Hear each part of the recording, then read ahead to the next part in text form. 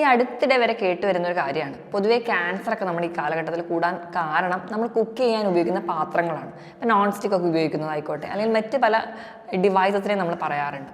ഇതിലെന്തെങ്കിലും വാസ്തവമുണ്ടോ, അല്ലെങ്കിൽ നമ്മൾ കുക്ക് ചെയ്യാൻ ഏറ്റവും ബെസ്റ്റ് ഏത് പാത്രങ്ങളാണ് എന്നൊക്കെയുള്ളൊരു ടോപ്പിക്കിനെ കുറിച്ച് നമുക്ക് സംസാരിക്കാം. ഞാൻ ഡോക്ടർ പ്രിയ, കിവണ്ടി ഹെൽത്ത് കെയറിലെ മെഡിക്കൽ ഓഫീസറാണ്.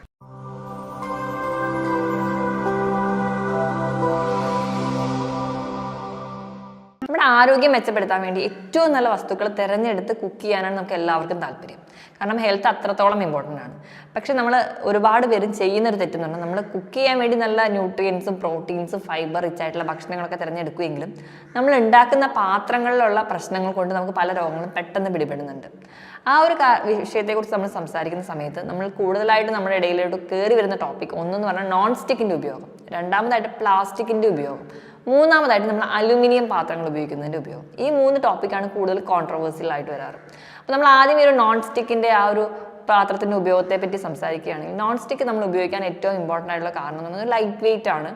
അതുപോലെ തന്നെ നമുക്ക് കുക്ക് ചെയ്യാൻ വളരെ എളുപ്പമാണ്. നമുക്ക് കുക്ക് ചെയ്ത് കഴിഞ്ഞാൽ ക്ലീൻ ചെയ്യാനും വളരെ എളുപ്പമാണ്. അതുപോലെ തന്നെ നമുക്ക് ഓയിലിൻ്റെ ഒന്നും വലിയ ഉപയോഗം വരുന്നില്ല.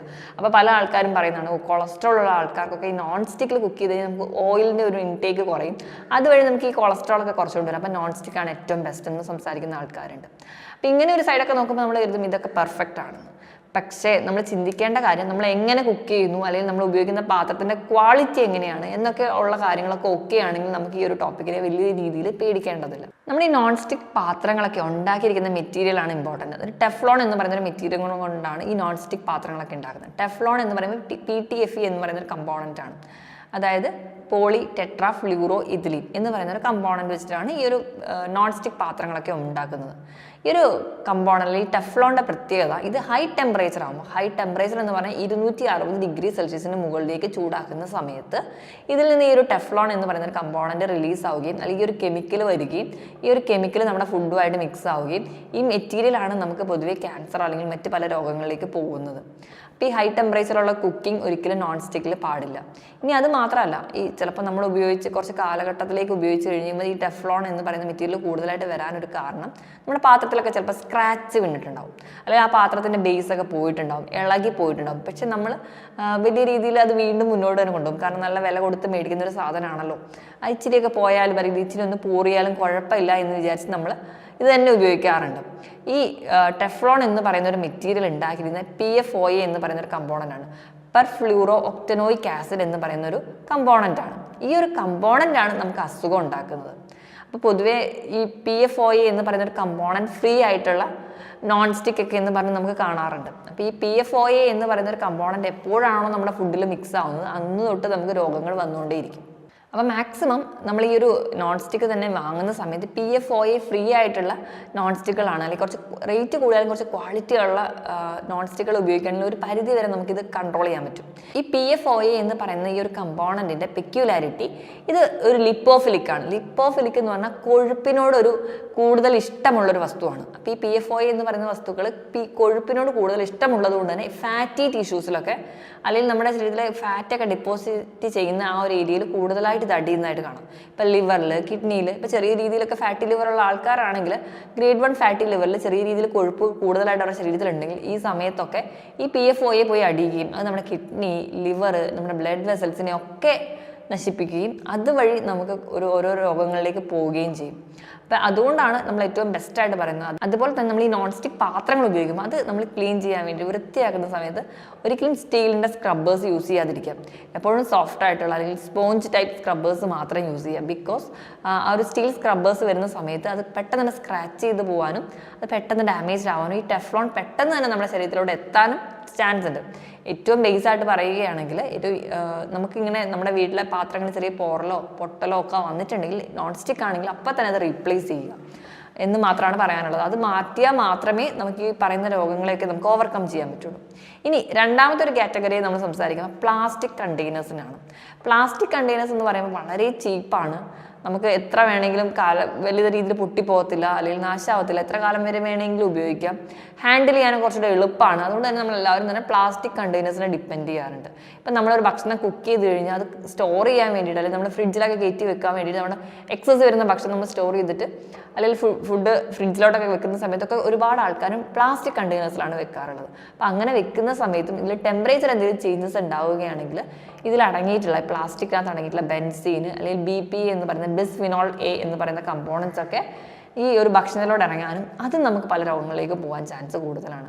ഇപ്പോൾ നമ്മൾ നോക്കുകയാണെങ്കിൽ നമ്മൾ പ്ലാസ്റ്റിക് കുപ്പികളിൽ വെള്ളം ക്യാരി ചെയ്യുന്നത് ചിലപ്പോൾ എത്രയോ കാലഘട്ടമായിട്ട് ആ വെള്ളം ആ ഒരു കുപ്പി തന്നെ ഇരിക്കുന്നുണ്ടാവും. അതുപോലെ തന്നെ പല ടെമ്പറേച്ചർ വേരിയേഷനും മറികടന്ന് വരുന്നൊരു വെള്ളമായിരിക്കും. നമ്മളിപ്പോൾ വെള്ളം ചൂടാവും, പ്ലാസ്റ്റിക് കണ്ടെയ്നേഴ്സിലുള്ള വെള്ളമൊക്കെ ചൂടായി കഴിഞ്ഞാൽ ഈ ഒരു ടൈമിൽ ബെൻസീനും ബിസ്ഫിനോൾ A എന്ന് പറയുന്ന കമ്പോണൻ്റൊക്കെ പെട്ടെന്ന് തന്നെ പ്ലാസ്റ്റിക്കിൽ നിന്ന് ഈ ഒരു വെള്ളത്തിലേക്ക് വരാനും നമുക്ക് പെട്ടെന്ന് തന്നെ അസുഖങ്ങൾ ഉണ്ടാവാൻ ചാൻസ് ഉണ്ട്. അതുപോലെ തന്നെ നമ്മൾ ചൂടുവെള്ളം പ്ലാസ്റ്റിക് കുപ്പിയിൽ ഒഴിക്കുമ്പോഴും ഇതേ പ്രശ്നം തന്നെയാണ് ഉണ്ടാവാറ്. ഈ ഒരു പ്ലാസ്റ്റിക് കണ്ടെയ്നേഴ്സിനെ പറ്റി സംസാരിക്കുന്ന സമയത്ത് നമ്മൾ ഹോട്ടലിൽ നിന്നൊക്കെ ചൂടോടുകൂടി ഫുഡ് പാഴ്സൽ മേടിക്കുന്നതെല്ലാം ഈ പറയുന്ന അലുമിനിയം കോയിലായിട്ടുള്ള കണ്ടെയ്നേഴ്സിൽ, അതുപോലെ തന്നെ പ്ലാസ്റ്റിക് കണ്ടെയ്നേഴ്സിലാണ് കൂടുതലായിട്ടും വരുന്നത്. അപ്പം നല്ല ഹൈ ടെമ്പറേച്ചർ അല്ലെങ്കിൽ നല്ല ചൂടായിട്ടുള്ള ഭക്ഷണം നേരെ പ്ലാസ്റ്റിക്കിലോട്ട് ഒഴിക്കുന്ന സമയത്ത് ഈ പറയുന്ന ബെൻസീനൊക്കെ പെട്ടെന്ന് ഫുഡിലോട്ട് ഇറങ്ങുകയും ആ ഫുഡ് നമ്മൾ കഴിക്കുന്നതിൻ്റെ ഭാഗമായിട്ട് നമുക്ക് ഓരോ രോഗങ്ങളിലോട്ട് പോകാറുണ്ട്. ഇന്ന് നമ്മൾ ഹോട്ടലിൽ നിന്നൊക്കെ പാഴ്സൽ വാങ്ങിയിട്ട് കുഞ്ഞുങ്ങൾക്ക് മുതൽ ഈ ഫുഡുകൾ കൊടുക്കുന്ന സമയത്ത് ഈ പറയുന്ന കമ്പോണൻ്റ് അവരിൽ ചെറുതായി എത്തുകയും ഇതിൻ്റെ ഒരു അക്യൂമുലേഷൻ നമുക്ക് കിഡ്നി, ലിവർ പോലെയുള്ള ഡാമേജിലേക്ക് പോകുന്നുമുണ്ട്. ഈ BPA എന്ന് പറയുന്ന ഒരു കമ്പോണന്റ് മാത്രമല്ല, താലേറ്റ്സ് എന്ന് പറയുന്ന ഒരു കമ്പോണന്റ് ഈ പ്ലാസ്റ്റിക് കണ്ടെയ്നേഴ്സിലുണ്ട്. ഇവയും ചൂടാക്കുമ്പോൾ നമ്മുടെ ശരീരത്തിൽ എത്തിക്കുകയും ഇത് കൂടുതലും നമ്മുടെ ശരീരത്തിൽ എൻഡോക്രൈൻസ് അല്ലെങ്കിൽ ഗ്രന്ഥികളെ ബാധിക്കുകയും ഹോർമോണൽ ഡിസ്ഫങ്ഷൻസ് ഉണ്ടാവുകയും അതുവഴി നമുക്ക് മറ്റ് പല രോഗങ്ങളിലേക്ക് പോവുകയും ചെയ്യും. അപ്പോൾ ഇതൊക്കെ ഓവർകം ചെയ്യാൻ വേണ്ടിയിട്ട് നമ്മൾ മാക്സിമം പ്ലാസ്റ്റിക് കണ്ടെയ്നേഴ്സ് ഉപയോഗിക്കാതിരിക്കുക. പ്ലാസ്റ്റിക് കണ്ടെയ്നേഴ്സിന് പകരം നമുക്ക് നമ്മുടെ വീട്ടിലൊക്കെ ഉള്ള തന്നെ സ്റ്റീലിൻ്റെ ഒക്കെ പാത്രങ്ങൾ തന്നെ നമ്മൾ കുക്ക് ചെയ്യുന്ന ഭക്ഷണങ്ങൾ സ്റ്റോർ ചെയ്യാൻ വേണ്ടി നോക്കുക. ഇനി അല്ലാത്ത പക്ഷം നമ്മളിപ്പോൾ ഹോട്ടലിൽ നിന്നാണെങ്കിൽ മാക്സിമം നമ്മൾ ഫുഡ് പാഴ്സലായിട്ട് മേടിക്കാതിരിക്കാൻ നോക്കുക. നിങ്ങൾ എപ്പോഴെങ്കിലുമൊക്കെ ഹോട്ടലിലെ ഫുഡ് ഡിപ്പെൻഡ് ചെയ്യുന്നവരാണെങ്കിൽ മാക്സിമം അവിടെ തന്നെ പോയി കഴിക്കാൻ വേണ്ടി നോക്കുക. ഇനിയിപ്പോൾ ബാക്കി വരുന്ന റെമനന്റ് ഫുഡ് വരെ ചിലപ്പോൾ നമ്മൾ പാഴ്സൽ ചെയ്ത് മേടിക്കുന്നവരാണെങ്കിൽ മാക്സിമം ആ ഫുഡ് അവിടെ ലെഫ്റ്റ് ഓവർ ചെയ്യുന്നതാണ് നമ്മൾ ഈ പ്ലാസ്റ്റിക് കണ്ടെയ്നേഴ്സിൽ മേടിച്ചുകൊണ്ട് വരുന്നതിനേക്കാളും നല്ലത്. അപ്പം അത് കഴിവതും ഒഴിവാക്കാൻ വേണ്ടി നോക്കുക. ഇനി മൂന്നാമതായിട്ട് നമ്മൾ നോക്കുമ്പോൾ നമ്മൾക്ക് ശരീരത്തിന് ഹാർംഫുൾ ചെയ്യുന്നൊരു വസ്തുവാണ് അലുമിനിയം പാത്രത്തിൽ കുക്ക് ചെയ്യുന്നത്. ഈ അലുമിനിയം പാത്രത്തിൻ്റെ കാര്യം നോക്കുകയാണെങ്കിൽ നമ്മൾ ലൈറ്റ് വെയിറ്റ് ആണ്, കുറച്ചുകൂടെ ചീപ്പാണ്, നമുക്ക് യൂസ് ചെയ്യാനൊക്കെ കുറച്ചുകൂടെ എളുപ്പമാണ്. അതുകൊണ്ട് തന്നെ നമ്മൾ ഒരുപാട് പേരും അലുമിനിയം പാത്രങ്ങളെ ഡിപ്പെൻഡ് ചെയ്യാറുണ്ട്.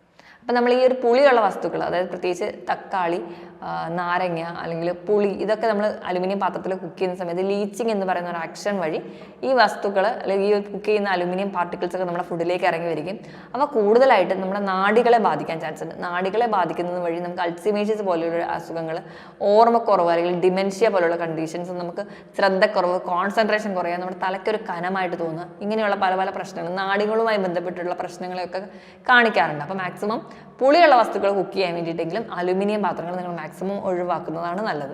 അപ്പോൾ ഈ 3 കാറ്റഗറി നമ്മൾ പറയുന്ന രീതി നോക്കുകയാണെങ്കിൽ മൂന്നിലും ഓരോരോ സൈഡ് എഫക്ട്സ് ഉണ്ട്.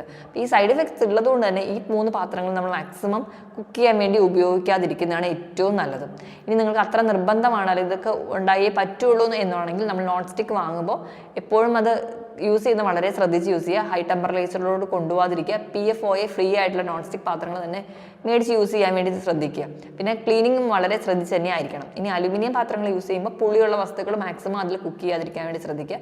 പക്ഷേ പ്ലാസ്റ്റിക് കണ്ടെയ്നേഴ്സിനെ നമുക്ക് ഒരു രീതിയിലും അതിനെ റീപ്ലേസ് ചെയ്ത് എടുക്കാൻ പറ്റുന്ന ഒന്നല്ല. ഇനി നമ്മളപ്പോൾ ഏത് പാത്രത്തിലാണ് കുക്ക് ചെയ്യുന്നത് ബെസ്റ്റ് എന്ന് ചോദിച്ചു കഴിഞ്ഞാൽ നമുക്ക് സജസ്റ്റ് ചെയ്യാൻ പറ്റുന്നത് ഒന്നെങ്കിൽ നമ്മൾ സ്റ്റെയിൻലെസ് സ്റ്റീലിൽ കുക്ക് ചെയ്യുന്നത് നല്ലതാണ്. കാസ്റ്റ് അയൺ നമുക്ക് പറയാം. അതുപോലെ തന്നെ മൺപാത്രങ്ങൾ, മുൻകാലഘട്ടങ്ങളിലൊക്കെ നമ്മൾ കുക്ക് ചെയ്തുകൊണ്ടിരുന്ന മൺപാത്രങ്ങൾ നമുക്ക് സജസ്റ്റ് ചെയ്യാം. അതുപോലെ ഒരു പരിധി വരെ ചെമ്പ് പാത്രങ്ങളും നമുക്ക് പറയാവുന്നതാണ്. ചെമ്പ് പാത്രങ്ങളിലൊക്കെ നമ്മൾ കുക്ക് ചെയ്യുന്ന സമയത്ത് അത് കുറച്ചുകൂടി ഒരു ബെനിഫിറ്റ്സ് നമുക്ക് തരുന്നുണ്ട്. നമുക്ക് കൊളാജൻ പ്രൊഡക്ഷന് വേണ്ടി സഹായിക്കുന്നുണ്ട്. കൊളാജൻ നമ്മുടെ സന്ധികൾക്ക് വേണ്ടി, നമ്മുടെ സ്കിന്നിനൊക്കെ കൊളാജൻ അത്യാവശ്യമാണ്. കൊളാജൻ പ്രൊഡക്ഷൻ കൂടുന്നുണ്ട്. ഒരു ആൻറ്റി മൈക്രോബിയൽ എഫക്റ്റ് ഒക്കെ നമുക്ക് ചെമ്പ് പാത്രങ്ങൾ കുക്ക് ചെയ്യുന്ന വഴി നമുക്ക് കിട്ടുന്നുണ്ട്. പക്ഷേ ഈ പറഞ്ഞ രീതിയിൽ പുളിയുള്ള വസ്തുക്കൾ ഈ ചെമ്പ് പാത്രങ്ങൾ കുക്ക് ചെയ്താലും ഈ കോപ്പർ നമ്മുടെ ഭക്ഷണത്തിലോട്ട് ഇറങ്ങാനും കോപ്പർ അമിതമായി കഴിഞ്ഞാൽ നമ്മുടെ കിഡ്നിക്കും ലിവറിനും ഡാമേജ് ഉണ്ടാക്കാനും ചാൻസ് ഉണ്ട്. അപ്പോൾ പുളിയുള്ള വസ്തുക്കൾ, ചെമ്പ് അടങ്ങിയിട്ടുള്ള പാത്രങ്ങൾ കുക്ക് ചെയ്യാതിരിക്കാൻ വേണ്ടി ശ്രദ്ധിക്കുക. ഇനി കാസ്റ്റ് അയണിൻ്റെ കേസിലോട്ട് വരുന്ന സമയത്ത് നമുക്ക് കുക്ക് ചെയ്യുകയാണെങ്കിൽ അത് കുറച്ച് എക്സ്പെൻസീവ് ആണ് നമ്മൾ വാങ്ങുന്ന ടൈമിലെങ്കിലും നമുക്കത് വൺ ടൈം വാങ്ങിയാൽ തന്നെ ഒരുപാട് കാലം യൂസ് ചെയ്യാൻ പറ്റും. ഓയിൽ കുറച്ച് മതി, ഒരു ടൈമിൽ തന്നെ എല്ലാ ഏരിയയിലും ഒരുപോലെ ചൂട് നിലനിർത്താനും നമുക്ക് പ്രത്യേകിച്ച് അപ്പം, ദോശ പോലെയുള്ള ഭക്ഷണങ്ങളൊക്കെ നമ്മൾ സ്ഥിരം കുക്ക് ചെയ്യുന്നവരാണെങ്കിൽ ഏറ്റവും ബെസ്റ്റ് കാസ്റ്റ് അയൺ തന്നെയാണ്. അപ്പോൾ അതോടൊപ്പം തന്നെ നമ്മൾ അയൺ അടങ്ങിയ പാത്രങ്ങൾ കുക്ക് ചെയ്യുമ്പോൾ ഒരു പരിധി വരെ നമുക്ക് വിളർച്ച അല്ലെങ്കിൽ അനീമിയ ഓവർകം ചെയ്യാനും, കാരണം അയൺ അതിൽ നിന്നും നമുക്ക് കുറച്ച് കിട്ടുന്നുള്ളത് കൊണ്ട് തന്നെ അനീമിയൊക്കെ ഓവർകം ചെയ്യാനും നമുക്ക് പറ്റും. ഇനി അതുപോലെ തന്നെ മൺപാത്രങ്ങൾ കുക്ക് ചെയ്യുന്നതും ഒരു പരിധി വരെ നല്ലതാണ്. നമുക്ക് കുറച്ച് ഹാൻഡിൽ ചെയ്യാൻ കുറച്ച് ബുദ്ധിമുട്ടാണെങ്കിൽ കൂടി എപ്പോഴും നമ്മുടെ ഫുഡ് കൂളാക്കി നിർത്താനും മോയ്സ്ചർ ഒരു എഫക്റ്റ് കിട്ടാനും നമുക്ക് ഫുഡിൽ കുറച്ചുകൂടെ ടേസ്റ്റും ന്യൂട്രിയൻസ് ഒക്കെ കൂടുന്നതായിട്ട് നമുക്ക് കാണാൻ പറ്റും. അപ്പോൾ മാക്സിമം ഈ പറഞ്ഞ പാത്രങ്ങൾ ഉപയോഗിക്കുക. സ്റ്റെയിൻലെസ് സ്റ്റീൽ നമുക്ക് ഉപയോഗിക്കാവുന്നതാണ്. അതുപോലെ തന്നെ നമ്മുടെ ഫുഡ് ബാക്കി വരുന്ന ഫുഡുകൾ സ്റ്റോർ ചെയ്യുന്നതും വളരെ ഇമ്പോർട്ടൻ്റ് ആണ്. അതുപോലെ തന്നെ നമ്മൾ കുഞ്ഞുങ്ങൾക്ക് വെള്ളം കൊടുത്തു വിടുന്നത്, നമ്മൾ കൊണ്ടുപോകുന്നത്, നമ്മൾ ക്യാരി ചെയ്യുന്നതൊക്കെ മാക്സിമം പ്ലാസ്റ്റിക് മാറ്റിയിട്ട് സ്റ്റീൽ കണ്ടെയ്നേഴ്സിലോട്ട് തന്നെ മാറാൻ വേണ്ടി ശ്രദ്ധിക്കുക. അപ്പോൾ എത്രത്തോളം നമ്മൾ കണ്ടെയ്നേഴ്സൊക്കെ നമ്മൾ വാങ്ങി കൃത്യമായിട്ട് ഉപയോഗിക്കുന്നുണ്ടെങ്കിലും അതിൻ്റെ ക്ലീൻലിനെസ്സും വളരെ ഇമ്പോർട്ടൻ്റ് ആണ്. ഉപയോഗിക്കുന്ന പാത്രങ്ങൾ വൃത്തിയായിട്ട്, പ്രത്യേകിച്ച് കുഞ്ഞുങ്ങളുടെ ടിഫിൻ ബോക്സും കുപ്പിയൊക്കെ നല്ല രീതിയിൽ വാഷ് ചെയ്ത് വൃത്തിയാക്കി ഉപയോഗിക്കാൻ വേണ്ടിയും കൂടി ശ്രദ്ധിക്കുകയാണെങ്കിൽ ഒരു പരിധി വരെ നമുക്ക് പറയുന്ന രോഗങ്ങളെയൊക്കെ നമുക്ക് മാറ്റി നിർത്താൻ പറ്റും. ഇപ്പം നമ്മുടെ ആമാശയ സംബന്ധമായ രോഗങ്ങളായിക്കോട്ടെ, ലിവർ ഡിസീസ് ആയിക്കോട്ടെ, കിഡ്നി ഡിസീസസ് ആയിക്കോട്ടെ, ക്യാൻസർ പോലെയുള്ള രോഗങ്ങളായിക്കോട്ടെ, നമ്മൾ കുക്ക് ചെയ്യുന്ന പാത്രത്തിൽ നിന്ന് ഒരു പരിധി വരെ നമുക്ക് ഈ പറയുന്ന ടിപ്സൊക്കെ ഫോളോ ചെയ്യുകയാണെങ്കിൽ കുറച്ചുകൊണ്ട് വരാൻ പറ്റും. ഞാൻ പറഞ്ഞ കാര്യത്തിൽ എന്തെങ്കിലും ഡൗട്ട് ഉണ്ടെങ്കിൽ താഴെ കാണുന്ന നമ്പറിൽ കോൺടാക്ട് ചെയ്യാം. മറ്റൊരു ഹെൽത്ത് ടോപ്പിക്കുമായിട്ട് വീണ്ടും കാണുന്നത് വരെ നന്ദി.